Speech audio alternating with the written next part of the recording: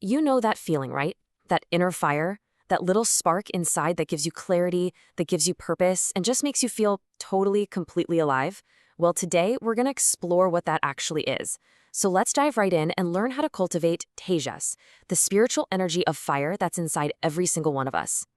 To get us started, I want to share this really beautiful prayer from the ancient Upanishads. It just sets the stage so perfectly. It connects our own inner energy, our Tejas, to the massive, radiant, life-giving power of the sun. And it reminds us that we're not just talking about a metaphor here. We're looking to perceive a real, profound energy within ourselves. Okay, so that brings us right to the big question.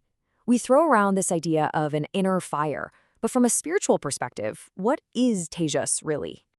So at its very core, Tejas is this subtle, fiery energy that gives power to our words and to our will.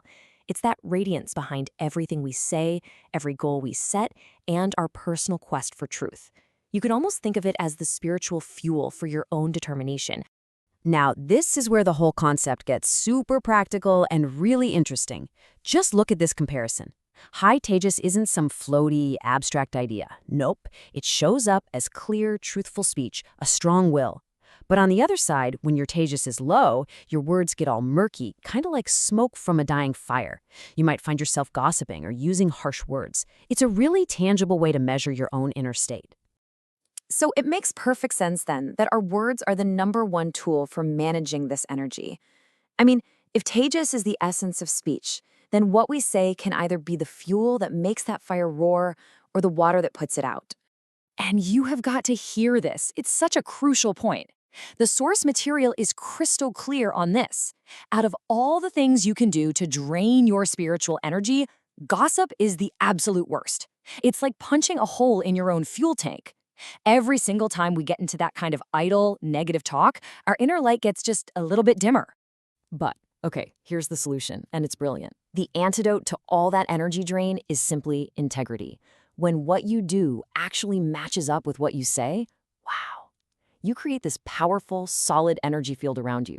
So being truthful isn't just about ethics, it's a straight-up technique for building your own spiritual power and radiance. All right, so we've talked about our speech, what's coming out. Now let's go a level deeper and talk about the internal practices. Because cultivating Tejas isn't just about what we say. It's about how we think and how we sharpen our own inner vision. Now, for this kind of deep inner work, it really helps to have a guide.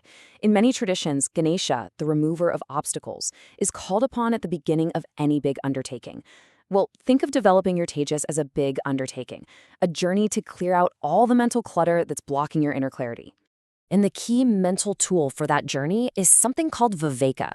It basically means discrimination or discernment. It's like having this fiery, sharp sword in your mind that cuts right through illusions. It's the moment-to-moment practice of figuring out what's real and permanent versus what's just temporary noise. What's your true self versus all the fleeting thoughts and labels you attach to yourself. Okay, so how do we actually do this? Well, here's a powerful meditation technique broken down. First, you just start to notice that basic I thought behind everything. I am this, I think that.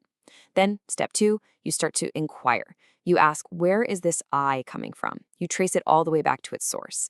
And finally, step 3, you just rest in that quiet space of pure awareness. You hang out with the one who is seeing, not all the stuff being seen. This kind of inquiry is a direct way to stoke the fire of self-knowledge.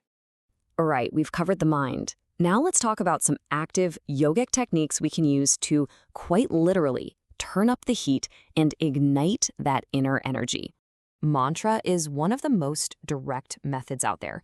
Just take a look at this table. You can see how specific sounds are used for different jobs.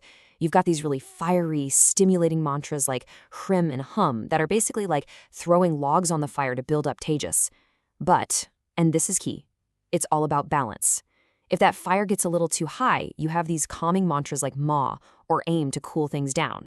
You see, mantra is just a form of really concentrated, purposeful speech. But you know what's just as powerful? The complete opposite, silence. The practice of strategic silence, or mana, isn't about just being quiet. It's about stopping the energy leaks. When you cut off that constant outward flow of words and energy, your inner fire just naturally begins to build and intensify on its own. And there are plenty of other yogic tools too. Deep breathing exercises or pranayama can literally build heat in your body. There's a practice called tree talk, where you gaze at a candle flame to help develop your inner light by focusing on an outer one. And even things like visualization and rituals can help align our inner world with the elemental power of fire. All right, for our final section, let's talk about how we can support all this inner work with a little help from the natural world, from the things we eat to the herbs we use. You know, the plant kingdom is like a whole pharmacy for managing Tejas. This one herb, vacha, is so fascinating. Its name literally means speech. Then you've got all these pungent, warming herbs and spices like tulsi, sage, and cinnamon that help kindle that inner fire. And just like with mantras, there are cooling herbs like gotu-kola to bring things back into balance if you need it. And of course, we have to talk about diet. What you eat is so important. The general idea is to follow a pure or sattvic diet that's light and helps increase inner warmth. So think seeds, nuts, and honey, they're all excellent fuel.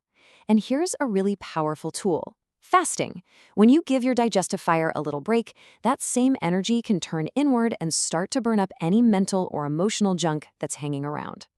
And finally, in Vedic tradition, even certain gems and metals are believed to resonate with and amplify this fiery energy. The ruby, which is connected to the sun, is considered the most powerful. But you've also got red coral for Mars, and even the metal gold. All of them are thought to help strengthen and stabilize our inner radiance. So as we've seen, Tejas is a real, tangible energy. It's something we can actually influence with our speech, our thoughts, and our actions. That fire is always there inside you. It can be used to light up your path to truth, or it can be wasted and just fizzle out in a cloud of confusion. The only question left is, how are you going to choose to use yours?